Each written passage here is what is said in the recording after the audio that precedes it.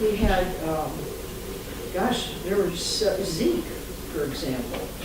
Zeke hadn't gone low. Ava keeps catching him before he goes low, to the point that he didn't go low for like almost four or 5 weeks. And that was what I was going to bring up with the false alerts, because like Ava was alerting on him, and he wasn't that low, but he was starting to drop. Yeah. But he was still he was about 100. That wasn't But false, because right? he was, right, so that's not really false, He but it dropped doesn't 20 necessarily match the numbers. He dropped that they 20 give you. points though from where Right. he had tested. But I mean, it doesn't necessarily match the numbers that she alerts at on the test, but that's still not a false alert.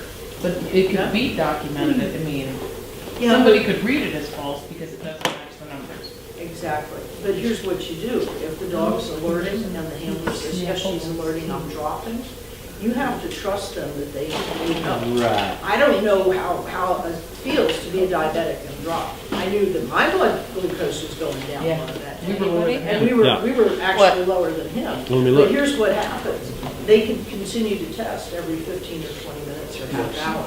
And sure enough, if he doesn't do anything, he'll go low.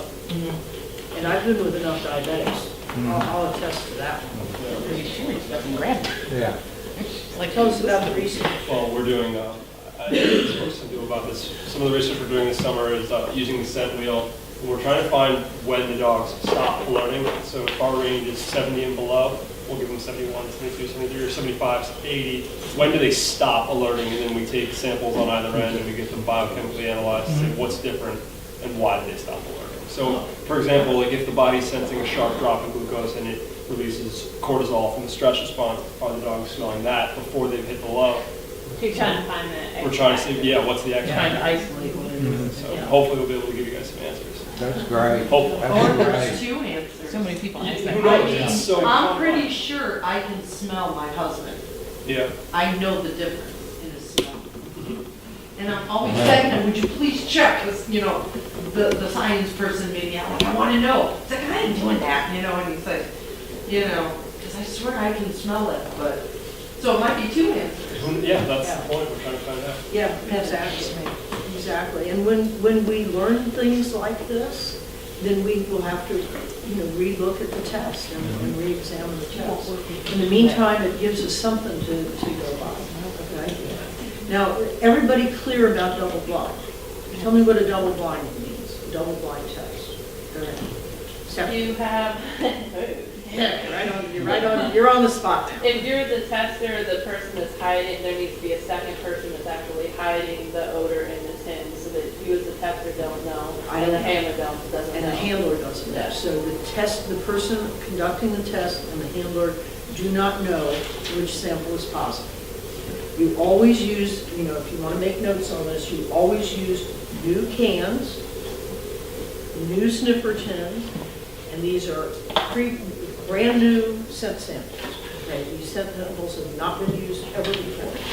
So if they were taken and frozen, this is the first time they have been thawed out. They have never been thawed out before. Everything is fresh and new and perfect.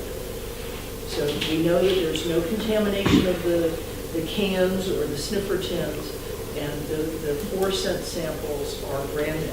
They have not been out previously, so they haven't absorbed room odors or whatever. So when you're doing a certification test, they have to bring you the samples. They don't have to be theirs though? Yes, it does. No. Yeah. Yeah, they don't bring it to you. They just indicate the can that their samples. No, she's saying the person. No, when we're preparing the sniffer. Oh, tins. okay. They have to provide us with a cotton swab, somewhere in the range that their dog's been trained to alert on. For them. Okay, and it's their sample, and they have to sign a piece of paper, like I showed you this morning, that says, sample is from me, and I attest to the fact that it is my sample, and I am the only person who has handled this sample. So it's not that, like if I were the trainer and I handled that sample, that wouldn't be the same thing, because then that dog could be my own, I don't know. Okay? So, Well, I was just thinking about, you said contamination. I said, what if you set it on something clean, somewhat sterile on a shelf? That tester is handling it. Yeah. The tester does, you got the third party that's handling it. Well, even then, that can still be contamination, right? Yes, but everything is contaminated the same. Yeah, Okay, okay, I know where There's you're no going. perfect yeah, way I to- mean, you're Okay. right. So the tester that's preparing those 4 sniffer tins is handling everything. Yes. So their odor is on everything, all right? So that's okay, you don't, No, I mean, you don't want them to have I'm not asking them to spit on it. That's real I mean, life. well, it's That's real life. It's not surgery. That's how it is. That's And it just works. part of it, yeah. Okay. It's just like And when it's you're okay. training them and you have. We'll go over that again when we talk more about the scent wheel on Friday.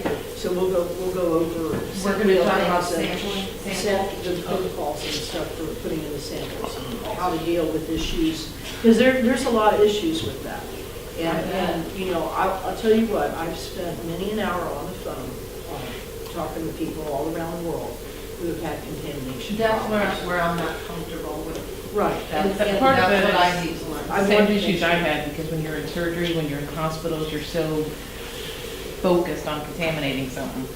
And you almost have to get past that. I had to get past that. I finally found a use for the plastic tweezers that come with first aid kit. I never found a use for them until this. See, and that's all But, I you know, and I'm so Sterile anal about technique. that, but you have to get past some of that, I think, and Yeah. that's a hard thing to do, being in.